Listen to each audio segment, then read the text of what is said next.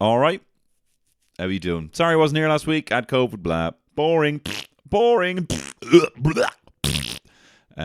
So passe. So passe. As I said before, it's like going out in an Austin Powers Halloween costume, being shagadelic, baby. Being a what? Are you still talking about that shit? What's up? Up on Gangnam Style. I had COVID again, right? So, but we'll put that to that. I just felt so embarrassed. I hate when people say, "Oh, that's so unlucky." Oh, you were so unlucky. I hate when people think I have bad luck because I like to identify as someone who's only had good luck, and it's totally against my own self-image when I have bad luck. And I get COVID again, but I had COVID again. I had COVID again. I'm having to fucking up. I'm having to do 15,000 steps a day now to make up for the steps that I lost, but I'll get there. And I've been snacking a lot because I didn't lose my sense of taste, and I feel like a little pig. I feel like a little pig, little Valentine's pig, little shiny, naked Valentine's pig is what I feel like right now. You know, I feel like I'm going to say it again, a pig on a Valentine's card that would say something like, I don't know, I want to pork you. I want to pork you, and this picture of me is the pig on a card, right? You baking me crazy thinking about you. Is another thing I might say on a pig-related Valentine's card. Hot to trotter. Fucking snort unusual to be in love with anyone. In parentheses, you. I'm a pig. What else would you say? What else would a pig say on Valentine's? Oink, oink. Shake that, but oink and oink. Shaking that, but oink and oink. Do you know what I mean? Shaking that, but oink and oink. Like shaking your arse. You are tasty like a pig. You whatever. I'm done with this. What would be a cow one? You. I love moo. I love moo. I love moo. Maybe something like that. A chicken. I want to cluck. I want to cluck. Whatever. I don't know. Fuck. I'm done. I'm done. Look, I'm gonna be honest. I'm keeping appearances here. I'm fucking bricking my show. You just knocked the mic. Hey, you can call me Buster Douglas. I'm after knocking the mic again. You can call me whatever was Michael Jackson's father's name. Hang on, talking about yourselves there for a second. He was very abusive. Joe Jackson. Joe Jackson was his name. Hey, you can call me bloody Joe Jackson because I'm after smacking the mic. I'm after smacking young child star Michael Jackson around with a big length of corduroy pap. That's what he used to use. Horrible abuse. Anyway, listen. No, I'm good. I'm great. I'm actually wonderful. I get to do all this, and it's wonderful. But my mood, just sometimes, look, just ebbs and flows. Which is my wife, that loves it. The young fella loves it. Hey, you've heard of Yo-Yo Ma? Well, I'm Yo-Yo Da because my mood is up and down, constantly in flux. And no, everything's fine. It's just some days I'm there and I'm present and I'm incredibly warm. And then other days it's like, oh my God, hey Terry, you didn't tell me you found a thawing Neanderthal in the Arctic. Is he your new fella? Oh no, that's Tony. He's just completely absent and not here. Thinking about whether a joke about pooing on your hand is funny. And I'm like, they're in a fucking life is so fucking hard. Is this joke funny about shitting on your hand?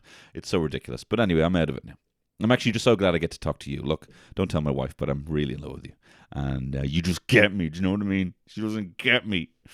See, people do that sometimes. I've seen it in relationships before where people they're kind of like, this is completely unrelated, but I'm going to talk about it anyway, where people are like, they put so much in the partner to be like, hey, these are the things that I actually really want to change in my life and want to improve. And then the partner's like, are you sure? Like, do you want my help with that? Do you want me to kind of correct you and kind of course correct when you're like, yeah, I'd love that. And then eventually they do that. And then they look at the partner and be like, she's got the fucking bumpers up. She's got the bumpers up in my relationship. I just want to fucking go into the gutter sometimes. And she won't let me. I'm a big, heavy bowling ball. Just let me go in the gutter sometimes. Is that relatable? Anyway, listen, I'm going to be talking. I watched the Late Valentine special. which is probably why I'm in such a bad mood. No, it was fine, and I applaud anyone that wears their heart on a sleeve and goes on live TV. But before we get onto that, and we will get onto that, as I said, I am going on tour. It's the Pony Tour, and it's going to be a lot of fun. I'm really excited about it. It's going to be a mix of stand-up. It's got some storytelling in it. It's got some new sketches. Some high-end sketches, some high-end tunes, music and stuff. It's going to be a lot of fun, and it's hopefully coming to a place near you very soon. Here's a couple of dates for you. The 25th of February, I'm going to be performing in the Westport Theatre in Mayo, kicking off the tour. Please come out. I've not been to Mayo before. There are tickets. There are tickets still left for that, so please do come. The 26th of February in the Black Box in Galway. That's the very next day. I have such a good time with them in Galway. It's always great crack, so that'll be there on the 26th of February. March the 4th in Dolans, in Limerick, in Dolans. Had a lot of fun the last time I was there. The 24th, 25th, and 26th of March, I'm in Dublin in Vicar Street. The 24th, I think there's still some tickets left available for that. The 22nd of April in the Spirit Store in Dundalk. The 24th of April in the Set Theatre in Kilkenny. The 28th of April in the Whale Theatre in Greystones. And then on May 1st, the Everyman Theatre in Cork. The theatre! Huge. So if you're Cork or Cork adjacent, please do come for that. That's in May. It's a while away. So, but we get the tickets now. But do get the tickets now. As well as that, I would like to thank the sponsor of this week's podcast, the Dubliner Irish Whiskey. Look, you know these guys. Hey, you know these guys. You know them. They're a fine brand. They're a fine bunch of people, and they make a fine-ass whiskey. They make it accessible tasting whiskey. It's not the sort of whiskey that's going to blow your neck off, which some people like, and they act like it's brilliant, like it's some sort of pain threshold to get through a whiskey. Some people actually just drink an alcohol and they're like, oh, you can barely taste it. That's not what you want. You want to be able to taste it. And you might not want it tasting like fucking fire or dirt, as some of these whiskies that are going for like 200 quid might taste. No, they make it nice, tasty, accessible whiskey. You go on the DLD.com, you can get yourself the Dubliner Bourbon Cask, the green label bottle. It's Irish whiskey with a hint of sweetness. It's the Wild Wild West, man, because it's aged in a bourbon cask. They've got other ones that's with Rascals Brewing Company that's aged in a smoked stout. Give that a taste. They also got a cheap and cheerful €22 honeycomb liqueur. Tastes like drinking a crunchy bar. My favourite, of course, is the old-fashioned. It's the standard Dubliner Irish whiskey that's imbued with all the spices and orange peel and all that fancy shit that you see. And, you know, you go to a rich person's house and they have a bowl full of fucking like star anise. And you're like, what the fuck's that doing in the hall? And there's keys in there. It tastes like that, but in a good way. You know, like spice bowls that you see sometimes in rich people's houses. And you're like, don't touch that. It's just for decoration. That sort of shit. Well, that's in a drink and it tastes lovely with the old-fashioned. Is this any good? No, it's great. And do you know what? Just a little sidebar here. I, every single month, do this Jed Patterson character on my Instagram, right? And years ago, I remember thinking, I would just love a brand that I could just work with where I just say the brand's name once per sketch, but everything else is just a fairly unhinged character. And I couldn't believe that they were just okay with that. Every time I send them the script, they're like, yeah, great, go for it. It's fun. So they're also just a really cool company to work alongside. So thank you very much, the Dubliner Irish Whiskey, for your fine continued support of this podcast. Go to the DLD.com, grab yourself a bottle now. But for now on the UTV, we're talking the Late Late Valentines special on the Tony Cantwell Shit Show. It's Tony Cantwell Shit Show.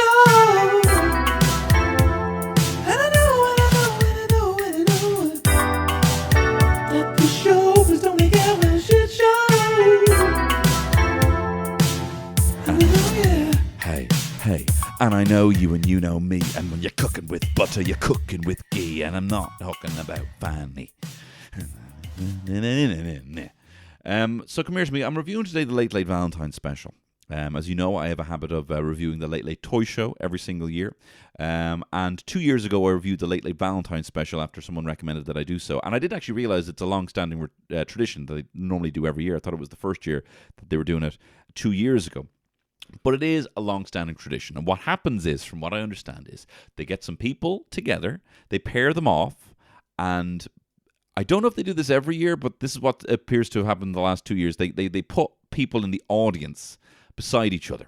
So imagine you're looking for love in all the wrong places, and you reach out to the national broadcaster, and they say, we got you. So your first date with this person that we've paired perfectly together with you is your dream date of sitting in a Late Late Show audience and only getting to really communicate to your date through Ryan Tubridy every half hour, maybe twice in the whole hour is what you get to do. And I tell you, dating is hard enough as it is, not knowing how much of your best self to show versus your true self, to listen and chat properly. That's why like a movie date is not a very good first date, let alone sitting there in silence for a good hour watching Dermot Bannon tell the most boring story about a botched engagement to his wife. Watching some country singer from Tyrone, I don't even know who she is, sing some song wearing a big Olaf mask like she's the Masked Singer in a most uncomfortable 3 minutes of TV I've watched in the last 2 years. So like that, and only kind of getting to whisper to your date because you're not really allowed to talk. If you're allowed to talk, are you really allowed to talk? So I applaud anyone with the bravery to go on the show, and I am kind of grading on a curve here in this grading. I'm grading each person, each entrant in this late special, Valentine special, using the pre-2017 CAO grading of A1, A2, A3 down to an NG for a no grade. Okay, some people did get no grade.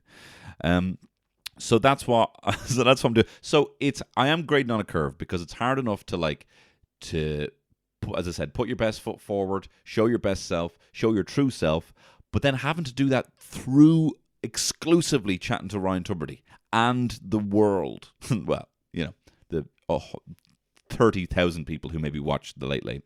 So that's hard, right? You're having to deal with the energy of your date who's sitting right next to you, Ryan who's asking invasive questions, the audience who cheer and applaud based on the things that you say. They laugh at some things that you say. It's a weird vibe for a first date. So I applaud your bravery, but I'm not going to be lenient with anyone. That doesn't mean that I'm going to go easy on you.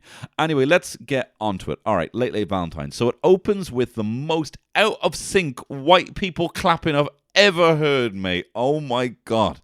And this is just the da-da, da-da, da-da. I'm actually looking here at the bars here on the sound wave here, and I'm look at that metronome. It's unbelievable from me. But in this case, there was the most out of sync clapping. I actually screen recorded some of the clapping on my phone and then slowed it down. And I'm not messing here when I say there's 30 people on screen all clapping. Every single person is clapping at a separate time. It's 30 people. So it's da da da da da da da da, and it sounds insane. It's not even on an upbeat. It's not on a downbeat. It's like someone told them what clapping was 5 seconds before they had to clap on TV. It's we're off to a bad start. Ryan runs out. The cameraman misses him. The cameraman misses him, camera person. He's not even walking at any kind of fast speed. He's hardly fucking Sonic. He walks out. The cameraman person misses him. He goes into the crowd, starts doing a little bit of a dance, just kind of a little bop kind of thing. I'm terrified he's going to start belting out Ireland's Call again. Which, look, I know that was a big thing. It was all over Irish Twitter. People were just like, oh my God, I can't believe mortifying playing Ireland's Call. Like having a...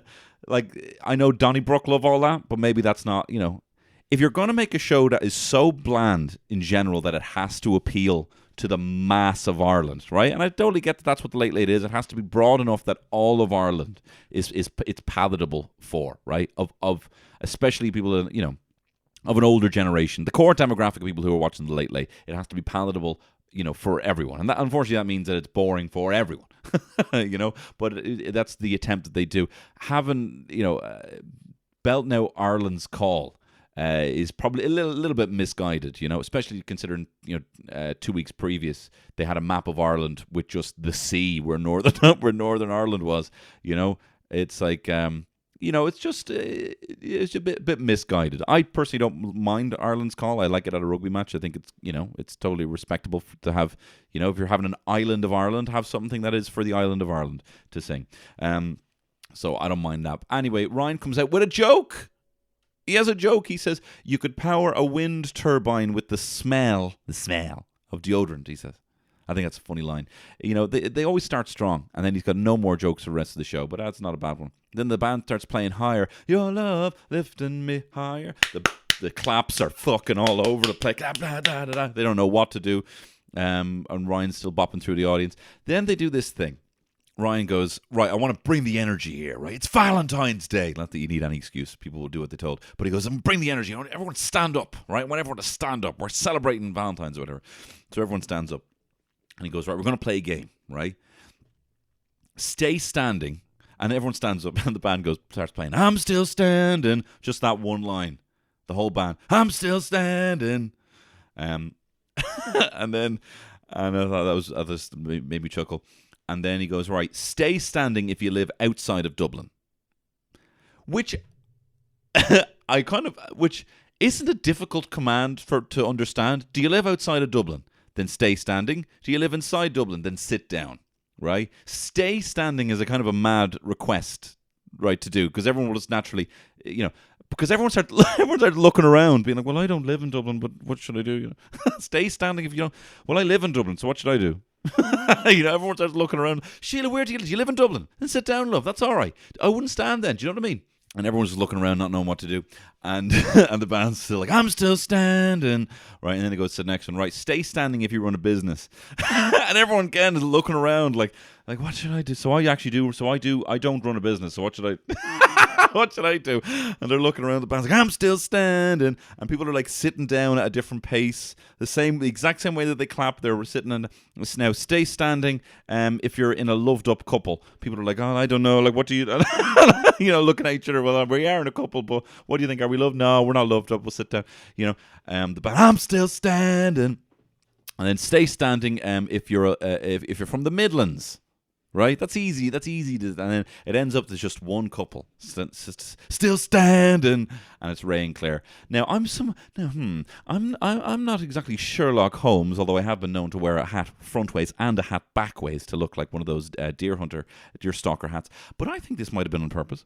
And I'm getting, this is very interesting. These seem to match a certain criteria. It's one couple, and I'm like, he's obviously going to propose. And I was thinking that if I'd been in that audience, there's no way I would have sat down. I would have ruined Ray and Claire's night. There's no way that the opportunity for that attention, standing up, still standing with a camera just on me. No way. I would have said, yeah, Ryan, I'm also Ryan, I'm also still standing. So, Ryan, I'm actually from Athlone, and I have my own business as well, and I'm in a loved up couple. So, well, so can I? Because he brings them down to the set. And I definitely would. Well, I'm going to come as well. So I'm just because I match the criteria. Come on, like, get the band going. I'm still standing. Heavy's fucking pushing me, stop me from getting on the stage, pushing my face. No. But luckily, I wasn't there to ruin Ray and Claire's night. They get chatting to him. He says, so how did you meet him? We met in Mullingar. We met in the Chipper after the pub, and everyone's like, that's mad. That's not romantic. Yeah, we both started eating a battered sausage from each end that was left on the counter. And as soon as we met in the middle, I knew it was love. And then we just lay on the hot counter for hours staring at each other. Anyway, he says they stayed up all night. They were walking around. The sky was pink, he says. And then he says, and sorry, do you have anything else you want to check where? And he gets down on one knee. And do you know what I love about Ray? Chap takes his time. Chap is like, do you know what? This is my TV license. I'm getting it back right now by eating up this airtime with this long proposal. But it's beautiful and it's great and I love it. He's not bound down to the RTE elite. We got D Forbes screaming in her office, get him off that fucking thing. And he's like, no, I'm taking my time. And his body language is there. He's so in love with her. He's facing her. He's talking to her. She's only seeing him. He's only seeing her. And it's a lovely proposal. The audience go mad. It's like, yeah. And then I laughed out loud thinking, and now these fuckers have to watch the Late Late.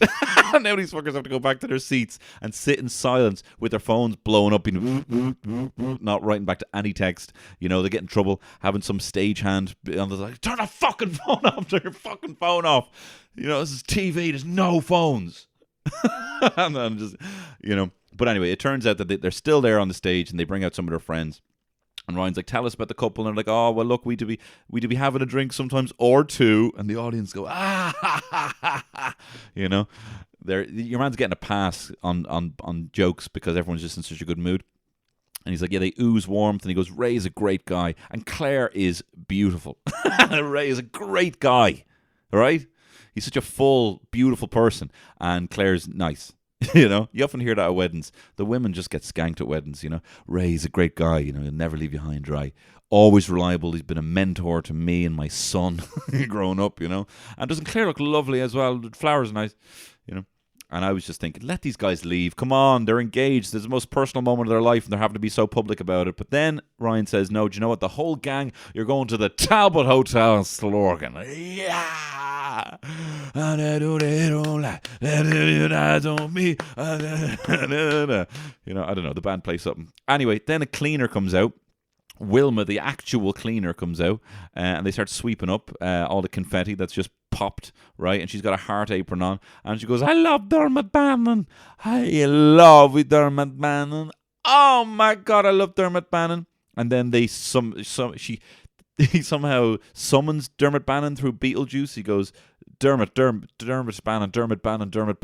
And then out comes Dermot Bannon. Wilma goes mental. And it's like, this is such a shoehorned, who would you most like to see that we have here in the back to promote their new show that's also on RTE? I think of that small parameter of people. I would have to say Dermot Bannon. Well, guess what? Here he is. Oh, design, do-do-do-for. The band don't know what to do with this down-tempo beat. Anyway, out walks Dermot Bannon. I don't know who the fuck this is. I don't know, with the greatest respect to Dermot. I'm not saying that just to say that he's a loser or anything like that. I don't think he's a loser. Seems like a nice guy. He's a very handsome man. But I don't know who anyone is. I don't watch TV, and I left Ireland for 7 years. For longer, for like 9 years, right? So I was outside of Ireland. I don't know who Dermot Bannon is. Is he an architect? I don't know. I don't watch TV. Look, if he's not on Twitch streams, if he's not on Twitch, then I don't know who he is, right? If he's not playing Sekiro, then I don't fucking know who he is. Anyway, turns out he's some architect. He's I was trying to Google whether he had some work done, because he looks amazing for 49. He's a year older than Ryan. Anyway, he tells some story about a botched engagement. He says he got a ring, he had it wrapped. The story's kind of going on a bit. It's getting a bit boring. And then he says a bit where he says he had to trim a bit off a Christmas tree, and he had to trim the knobbly bit off. And this somehow sends the audience into a cum-filled frenzy. This minor double entendre. They're like, knobbly bit. And they can't handle it. It's just, you know, that sometimes happens sometimes. Sometimes a story is so boring, it actually fuses people into becoming horny. Like, it actually creates diamonds in how horny people are. They're like, you know, because this story's so boring. It's kind of a self-defense mechanism that some people have just to bide the time. Anyway, it's a boring story with the greatest respect to him. And then they show a clip of Dermot Bannon on Blind Date. He was on Blind Date in like 92 or something like that with Cilla Black. And they show one of his quips. You know, you have to be all quippy and say something like flirtatious while also like having like a euphemism. You know, like say like, you know, I had like my genius puns about the pigs. So say, for example, I was on Blind Date and, you know, it was like Bernadette, or is her name, right? And she goes, my favorite George Orwell book is, you know, Animal Farm. You know, who would you be and why? I would say, well, you know, Bernadette, I'm somewhat of a pig, and I'm always looking for another pig who's hot to trot with me. And if you go out with me, I'll make sure that I'll keep you shaking that bad oink at oink all night. You know, that sort of stuff. His isn't as good as mine, right? He says, forget the two ugly ducklings and go for the swan, he says. Yeah, what was the ugly duckling? A fucking swan, you muppet. Forget these two swans and go for the swan, you moron. I know. But, I mean, if anything, it's you're also a swan, but you're dumb because you also don't know, you can't recognize a fucking swan if you're a swan. So, I mean, he didn't get picked. But he ended up copping off with her. And Ryan was very kind of like pressurizing, being like, tell me what fucking happened.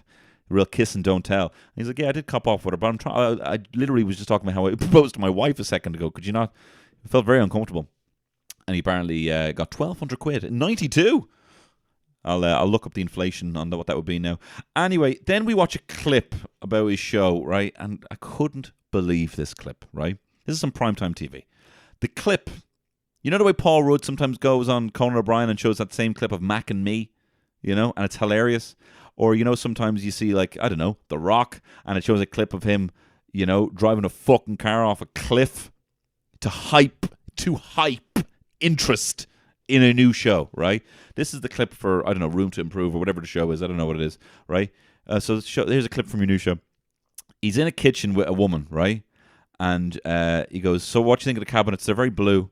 And she goes, oh, I'm not really big on primary colours. They're a bit too blue. And Dermot's like, so would that be a deal breaker, would it? And she goes, yeah, maybe, yeah. And they and they come back from the clip, and and everyone's screaming, yeah! No one can believe what they've just seen. This is going to be on TV. What the fuck? This is, I couldn't believe it. Like, I just don't think sometimes the question is asked, will this clip make people more hype? And if not, then don't show it. Like, why show anything that's just a bit more the same? You know what I mean? It was already a boring story. Anyway, look, whatever. Moving on. I can't even come down on it so hard. I haven't got onto the people yet. I can't even come down on it so hard because it's just not for me. It's just not for me. So I can't. It's the same way that you have people in the Irish Times giving all the Marvel movies 2 stars. It's like, it's not for them, so stop reviewing the fucking flicks. Do you know what I mean? It's not. If you don't like any of them, then stop reviewing them, right? Stop giving them all bad reviews. You don't like it, then don't watch it, right? Anyway, moving on. Competition time. To win 20,000 in cash. Is it answer this Meatloaf lyric? I would do anything for love, but I won't do this, that, or the other. But I won't do the other. It is, of course, that. And someone wins later on with a funny name, and we'll get onto that. So then the RT player went to ads, and it came back from the app with no sound again. And we meet some of the people who are in the audience. Now, this is a bit different. Normally, or I don't know if this is normal, but 2 years ago, there were some people kind of doing a kind of a blind date game where they had to answer kind of funny questions and stuff like that. And they kept getting paired off, and then they kept swapping dates and stuff like that. And it was a bit exciting 2 years ago. This year, they're all just sitting there right beside each other, not really been able to talk all night, with their masks on, not even seeing each other's faces. And they're meant to. And then Ryan's like, so what have you hit it off so far? What, between listening to Dermot Bannon and watching the clip about the blue fucking cabinets? Yeah, we've an insatiable fire and lust for each other after seeing them blue fucking cabinets. We can't stop it. We can't stop it. But anyway, first is Niall and Kate. So Kate looks like a cat. She has cat eyes, but eyes. So I'm going to actually call her Cat. From Kilkenny. She teaches in Dalkey. She says, over your way, Ryan. Ryan seems a bit phased by the fact that she knows exactly where he lives. So she has been paired up with Niall from Ballinasloe, who comes from a farming background, but he now works as a travel agent. And they're getting on well so far. They seem like a nice couple. They seem fine. He seems generally unfazed by the whole thing. She seems quite excited by the whole thing. They're both of equal attractiveness. He says, well, she's a good-looking girl. She's a country woman. I've been looking abroad and it hasn't been going very well. But he's not saying it in the drawl that I'm saying it. He's saying it in quite a jovial way. He's just kind of laughing at the whole absurdity of the situation. Seems quite charmed by it all. He says, I'm going to listen to Mammy now. Find myself a nice country girl. She seems to be happy enough as well. I'm not really getting to know her, unfortunately, enough yet. But my first impression is I give him a C1, right? On a higher kind of C1 grade, and I give her a C2. Right, just I don't know enough about her yet. I'm impressed by how kind of unfazed, he kind of seems by the whole thing. Then we move on to Michael and Laura. Steamy Michael and Laura. Oh my God. You can cut the sexual tension without butter. No, it's really bad. Michael seems like his soul left his body just before he had to go. It's like someone showed him the Ark of the Covenant just before he went out, and his soul was in the middle of leaving, and they're like, right now, go out there. And he's like, and he seems a bit phased by the whole thing. He says, he's like, so what do you do, Michael? And he goes, I do GAA, do a bit of GAA coaching in primary schools. I do a bit of GAA coaching. I'm looking at someone nice, someone sound. I'm looking for someone nice and someone sound. And then Ryan's like, oh, that really limits it. And then he goes, all right, Laura, what are you looking for in a man? And she goes, not a farmer, someone who's into hurling. And I'm like, oh, well, that bodes well. And she goes, oh, yeah. Ryan's like, oh, why is that? And I don't remember what she says. She goes like, I need someone who can handle me or something. She's like, she says it in almost a way that like if he's into hurling, that he'll know how to handle her. Do you know what I mean? Like she's a hurl. I need a man who can pick me up by my feet, Ryan, and smack my head against a fucking ball. Oh my God, that's how I'm looking for. And then they're like, and so how's it going so far? And then he's like, yeah, see how it goes. Yeah, we'll see how it goes. And yeah, and how's it been going so far? Yeah, not too bad, grand, not too bad. Getting nothing out of this guy. This guy filled out an application and was all like, I'm a sexual butterfly. I gotta get on TV and flap my wings. You gotta see me. You gotta see me on TV. And then he's like, anyway, I gave her a C3 so far. She said the one hurling thing, I couldn't quite hear what she said, and I give him a D2. Next up, an older, but not old, but an older couple here, with Joanne and Joseph. I'm saying maybe late 40s, early 50s. And Joanne is a former drug addiction services counsellor. She's now moved into admin. She seems like a very empathetic soul. She seems like she has a lot of love to give. She's bubbly. She's fun. Ryan says, what are you looking for? She says, my husband, yow! And everyone's like, yeah. You know, Joseph is like, he's like kind of loving this. He's kind of like, yeah, I know she's going to fucking eat me up. She's literally going to snatch me up. But I'm loving it. He looks like he can handle her. He's laughing, and not exactly in a terrified way. A little bit in a terrified way, but he seems kind of charmed by it all, you know. And he's an IT consultant for the last 30 years. He came from a mother and baby home. He's recently done some acting. He's got 3 degrees in the last couple of years. He's got a postgrad from Trinners. He's made sure to highlight that one. Joanne just gives him a fucking grab, just fucking like a giant squid, and he's loving it, and not in an awkward way. This is the hottest shit I've ever seen. I give her a B1 and I give him a C1. You know, I didn't hear enough from him yet. I don't know his personality. I know what he's like, but Joanne, I know all about her. She's great. Next up, we have Amy and Ronan. Now, Amy is a stunner. Amy's 23 years old. She is a teacher from Monaghan. She's very bubbly. She's got a lovely smile. She seems confident enough to kind of communicate with Ryan. Doesn't seem scared. It looks like she has a soul. Do you know what I mean? Like the soul has not exited. You know, she was like, I'm not actually just going to look in the Ark of the Covenant right now because I'm about to go out here. Ronan looks like he's had a peak. Ronan's looking like he's had a minor peak in the Ark.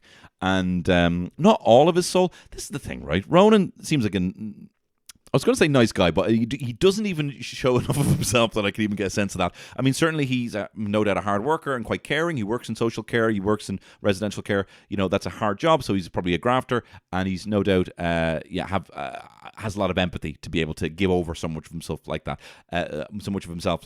You know, he's like, yeah, we're enjoying each other's company. Yeah. He's given off the kind of energy that like he's going to be found out for something. Like Ryan is about to say, what were you doing in that urinal? And he's going to, yeah. You know, like he's almost like waiting. He kind of looks like he's come in there like your man who accidentally walked out and was interviewed by the BBC.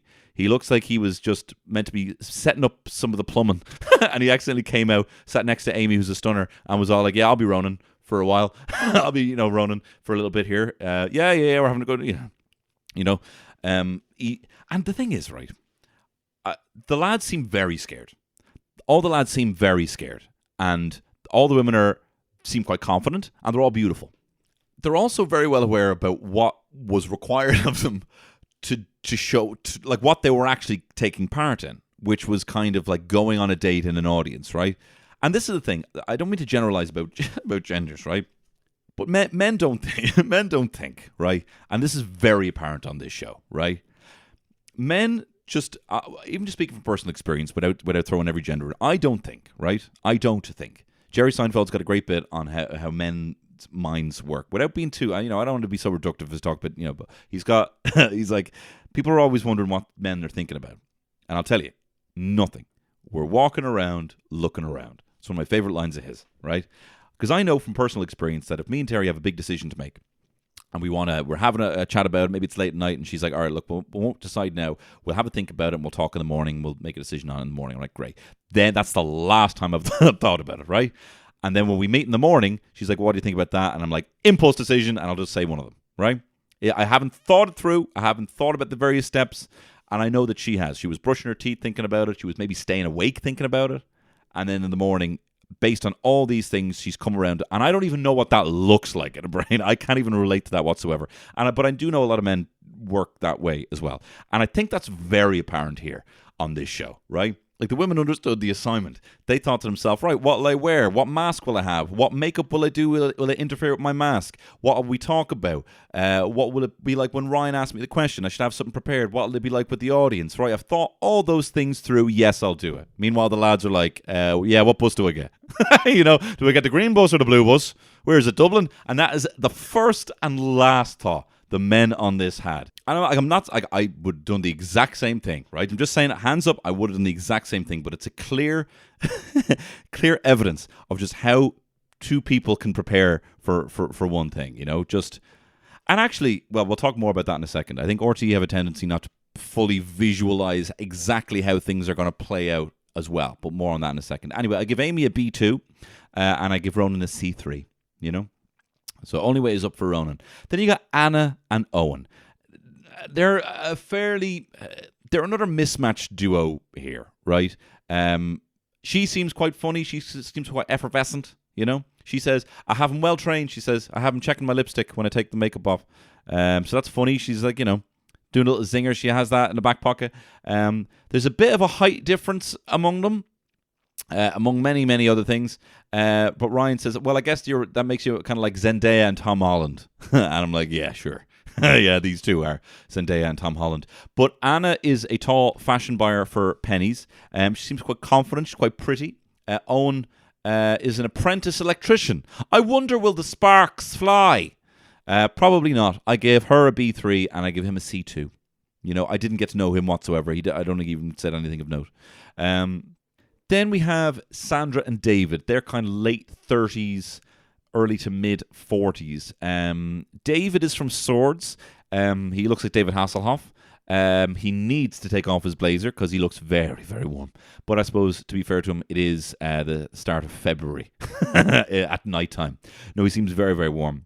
And he's drinking a lot of water. But he seems to have understood the assignment. He's talking maybe a little bit too much, but it's fine. He's telling. Well, hang on. Well, I'll get on to his story first, because then you got Sandra, who's 38. She's from Kildare. She's gorgeous. She's got very kind eyes. She has a stammer, which she's overcome, and she has the kind of cadence that it doesn't necessarily sound like it is a stammer. Not that I have any, you know what I mean? I don't know if this is the right thing or inappropriate thing to say, but it doesn't seem like she has a stammer. It seems, I'm not saying calling her a liar. I'm just saying that you wouldn't know that she had a stammer, because she seems to, the way she talks, she's got a lot of grace, and she seems to just, it sounds like everything she's saying is just very thoughtful and methodical, like Enya. She's great. She's been paired up with David, and she seems to be getting on quite well with David. David seems like a dude, doesn't take himself too seriously. He tells this anecdote, which is funny, but he doesn't make it funny. He almost tells it just very matter of fact. He's like, so I have a hairpiece. I used to have a hairpiece, but because of Brexit, the sticky tape I used to put to my head wouldn't stick to the hairpiece anymore. So I actually had to go to Des Kelly to get carpet tape to stick on my head. But since then, I've had a hair transplant. So the difficulty with telling, and I've struggled with this, David. So you have my sympathies. The difficulty with telling a funny story is when the whole idea is funny, it's difficult to highlight which bits are the funny part. But when you're telling it in front of an audience, you kind of have to end every sentence with a funny bit, and then the reveal is, well, what did I do? I had to go to Des Kelly, and he forgot the name of Des Kelly. So it's not, it's not bad. It's not bad, and I think they seem quite nice. She gets a B1 for me. He gets a C1 for me. Then they do this weird masked singer bit. Olaf comes out and sings I Will Always Love You, and does the same kind of, and it sounds great. She's got a set of pipes on her, Olaf. And she's doing the same movements, kind of like rubbing her eyes, and, like Olaf's crying. And it's not the kind of song, it's so slow that the audience can't kind of clap. Thank God. But it's the sort of thing that the Late Late does quite a lot, where they come up with an idea thinking, we'll do a masked singer bit and we'll put a mask on someone and have them sing, without fully thinking the idea through. Like, when the masked singer happens, you have the masked singer go out there and you're looking at the masked singer, And then it cuts to the judges being like, "Who is it? I wonder who it is." And everyone's kind of it creates some level of fervor and interest, and the audience are like, it shows audience reactions of them being like, "Oh," But when you just hold on someone on a small stage, a flat small stage, singing "I Will Always Love You" with a giant Olaf mask and no other, costume, it gets a bit redundant. And I don't know if this question is asked enough in the Late Late or RTE, where they have an idea. They never seem to ask, what does minute 2 of that idea look like? Like you can say in retrospect, oh, well, we had an Olaf on and we did a masked singer thing. But yes, technically you did. But did anyone have I don't mean to be so harsh on it, but did anyone have a good time? Anyway, it turns out it's Cleena Hagen, who I'm not familiar with. But I thought she looked and sounded, and I mean this is the highest possible compliment, like Blue Hydrangea from Drag Race UK. And a lovely voice. She does an amazing cover of Jolene, and everyone again fucking clapping all over the place. Jolene. So yeah, she does that. I also noticed that this is a different Olaf mask than the one Ryan used 3 years ago at the Late Late Toy Show. These lads are rinsing through cash for Olaf masks. Could they not have gone into the costume department and used the old Olaf mask? Huh? Anyway. Then we have a kind of Harry Met Sally kind of thing of like what people who are in relationships look like. So we meet like a 50-odd-year-old couple of Anne-Marie and Liam who met on Valentine's Day 25 years ago. And he says something nice. He goes, "What's the key to a successful marriage?" And he goes, "Well, she looks after me and I look after her. We mind each other." I love just some beautiful diluted wisdom like that. That's just lost on us fucking scatterbrained millennials, man. Just we mind each other, I wouldn't mind a bit more strict rules, but I like the vibe you're going for, Liam. You get an A2 from me, and Anne-Marie, I don't even remember you speaking, so I give you a C1. Then you got Sarah and Paul. They're young and in love. Oh my god! And Sarah's some kind of Spanish, and they're getting married next year, sometime, maybe May. You want to get on that, bro? You want to get on that? The venues are filling up. Anyway, but funny, they met in a petrol station. They met in a bloody petrol station. She got locked out of her car in a petrol station. Where'd you meet your wife? A petrol station. What is she, a smelly tree? What is she, a smelly tree with a string on her? Where'd you meet her? Petrol station, air freshener woman, And I tell you, I was surprised from Ryan here. Sorry, I just had a sip of coffee. I think that's why I'm wired now again.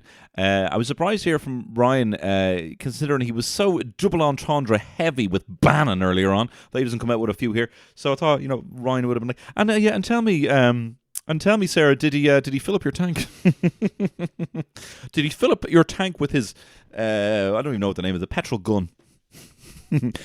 yeah, and tell me, Paul, is she diesel or unleaded? Did you check the cap on her?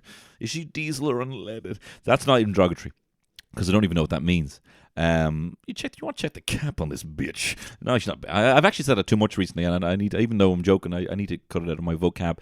Anyway, we move on to someone who's definitely not a bitch, and that is Annie. Sarah's not a bitch either. Annie lives in Ballsbridge. She's been single all her life. She's never married. She was engaged 40 years ago. She has a daughter, Maeve, who's 20. Annie is maybe, I couldn't tell. She's either a stunning 55-year-old woman, or a stunning 35-year-old woman. She's just a stunning white-haired woman. She's effervescent. She seems to have a love of life. She seems to love her independence. And she's ready to get after it. She's ready. She's not with a partner. She's single. And I tell you, if I was 18 years younger, I'd probably go out with her if she bought me stuff. I'd probably go out with her if she bought me stuff if I was 18 years younger. I don't know if that's what she's looking for. But anyway, it doesn't matter. I'm married now, and I'm the age I am now. Then, anyway, Sarah gets a C2, and Paul, I don't remember speaking, gets a D1. Annie, I give her an A3. I thought she was great, and hopefully, someone slides into her DMs now, because she's quite the catch. Then you have Brian and Arthur Granola come out. I don't know who is. I know Brian, of course. Brian, let me talk. Brian Dowling. Brian Dowling is the greatest, funniest, reality TV star that's ever been on television. His season of Big Brother was transcendent. Transcendent. He is brilliant. It was like watching an hour of stand-up a day for a month. He is so fucking funny. I love Brian Dowling. I think he's fucking brilliant. And he comes out telling it like it is. He says, "Do you know what, mate? These lads are fucking punching. I'm going to call a spade a spade. The lads are punching. The women are stunning, right? Not my words, the words of Brian Dowling, right? And he's got a pair of his lip gloss. Oh my God, he's got a pair of juiciest lips I've ever seen. Anyway, he tells a story about how he met his husband, Arthur, who seems like a nice dude. He's got nice hair. I think he's on Dancing on the Stars or something like that. They dated for 4 years back in 2002, something like that, and then they broke up. And then Ryan goes, "And why did you break up? Why did you break up? When is there ever a funny answer to why?" He kept leaving the toilet seat up. Yeah, I don't know. I have issues with being faithful. I have issues. We broke up because I have issues with being faithful, and he wanted someone who could be exclusive. You know, like what answer? You know, I have issues with being faithful. I still do. And a great suit on Dowling, a lovely kind of emerald green. And he tells an engagement story. It's fine. They say something about hotel swans, which, as you know, I have an issue with. I tell you, when you go on honeymoon, they'll give you everything made out of a towel, right? The hotel swans. But what they don't tell you is that they use multiple towels to create the swan. It's not one towel. I mean, sometimes it is, but if it's a really big one, they sometimes use multiple towels. Sometimes they make mad little faces and roses and stuff like that, but they use multiple towels. I feel like that's cheating, and I don't know if people know about this. So it's a soapbox that I'm willing to get on. I was mixing my metaphors with a hill I'll die on. It's a soapbox I'm willing to get on and tell people about. Anyway, they're great. They're hoping to have a baby, which is lovely. Brian's a funny dude. Not that this fucking audience would know about it. They're lemmings, not even laughing. There needs to be someone there, a hype man, just being like, "Hey!" Now you laugh. Just raising their arms just to let people know when to laugh, because the RT audience have no idea. Anyway, it's another RTE show that they have to plug again, after Bannon was plugging the other RTE show. It's the real Ouroboros of mediocre content. Has a snake eating its own tail. Anyway, we check in with the couple again who are sitting in the crowd. Again, just watching the show, not talking. And then Ryan's like, "How you been getting on?" Being like, "Oh, well, we both enjoyed, Brian Dowling's story about how he sent Arthur to get tomato sauce and he got tomato puree. We realised we're passionately in love with each other when we heard that story. Not having to go with Brian, but what are these to do? Do you know what I mean? Either way, we check back in with them. Hopefully, somehow they're madly in love. Kate and Niall, who again seem like a cool, nicely matched couple. Young, they're attractive. They seem quite charming. They seem to have both understood the assignment. Actually, I can't be tarring Niall with the brush here. He seems to be cool enough, but I am grading on a curve here. And he's like, "Yeah, we're pretty good. Will you just go out?" Ask Ryan, "We might." And he goes, "I'm going to push you for a real answer. Will you go out?" He goes, "Yeah, we will." So they're going out. That's great. Everyone's like, "Yeah." I give Kate a C2. I give Niall a C1. He seemed to talk a little bit more and be a bit more comfortable in the whole situation. Not having to go with you, Kate. You seem quite good. Or should I say Cat, because of your eyes. Laura and Michael, all right. Michael Soul is gone. Michael Soul has left his body, will not be returning. Was last seen boarding a ferry to Holyhead. It is gone. So he is just, he does not want to be here anymore. He does not want to talk. Ryan's like, "How was it?" He goes, "Yeah, we were chatting. It was grand." He was grand. And how we've been getting on, yeah, grand. He doesn't say anything beyond it's grand, almost like he's like, "Stop talking to me, stop talking to me. I don't want to talk anymore," And I'm like, that's not how this works, bro. That doesn't work this way, bro. You got to pay the piper, bro. You're on TV, do a backflip. Just do a backflip or something. You have to give us something, But he doesn't want to. So my final grade is Laura. I give her a D1 because unfortunately I just didn't get to know you, Laura. I'm sorry. And Michael, I give you an NG. It's a no grade. You're going to have to repeat in the summer. Joe and Joanne. Oh, fabulous. Ryan says, "How have you got on?" She says, just fabulous. Fabulous. "And do you think you'll go on a date?" And she goes, "Look, I'm a woman." She goes, "I'm a grown-ass woman, and I know what I want. So I am going to wrap him up in my tentacles and bring him down to my little lair and put him in my garden as a gnome, and Ringo Starr is going to play, and we're going to have a great time." Right? That's what's happening. He's coming down to live with me under the sea. Joe seems totally fine with that. I give a B1 to Joanne and a final score of the B3 for Joe. Great job. You might have been the standout couple of the night. Now, Amy and Ronan. Amy is the 23-year-old teacher, and Ronan is the residential care worker.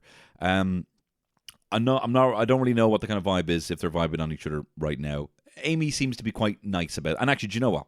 Ronan says here, he goes, yeah, she's very easy to listen to. She's a lovely Roscommon voice, right? And it is a lovely accent. But he reveals that she's just been talking. In fact, she says, yeah, sorry, I've been burning the ear off him. Now, look, Ronan, I'm going to come down pretty harsh on you for this, right? Because I'm also, an unkempt beard, glasses wearing, jumper wearing with usually stains on it, wide-shouldered kind of lovable oaf, right? That's kind of my wheelhouse. So, game, respect, game here. You were probably mismatched, but that happened. It landed on your lap, right? She shouldn't have been the one filling the gap here. That is what you do, right? When you are like what we are, okay? When you are a lovable, cute, when you're cute and not hot, right? You have to be the one with the chat, okay? When you're cute and not hot, right? We're both cuties. We're not hotties, okay? We're not hotties. And that's fine. That's fine. But you need to make sure that when you're paired up with someone who's hot, that you actually have to kind of bridge the gap a little bit. The fact that she's talking in your ear and you're just listening and nodding along with your mask over your beard is not a good look. And that's why I'm going to have to give her a B3 and I'm going to have to give you a firm D1. I like you. I see myself in you. And for next time. All right. Next up, Sandra and David. Mr. fucking Des Kelly. He says, yeah, we might meet up over the weekend. Well, he says, yeah, we might meet up after this, or if not, then we'll meet up in the next weekend. So they've kind of thought it through. That's good, They